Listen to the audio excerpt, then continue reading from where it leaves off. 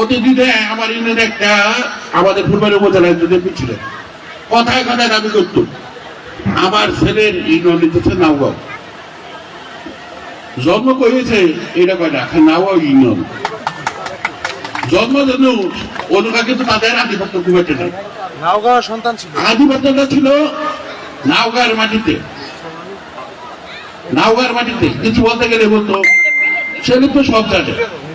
আর একটা স্বভাব ছিল, সেই স্বভাবটা ছিল কাটা রাজনীতি করতো, কাটা কে কারে কাটতে গেলে পারে। আমি মাননীয় এমপি সাহেবকে অনুরোধ করবো, কাটতে কাটতে একটা গোষ্ঠী কিন্তু নিপাত হয়েছে, ফুলবাড়ি থেকে তারা বিদায় নিয়েছে, এবং আপনার সাথে যারা আছে তারাও কিন্তু কাটা রাজনীতি শুরু করছে।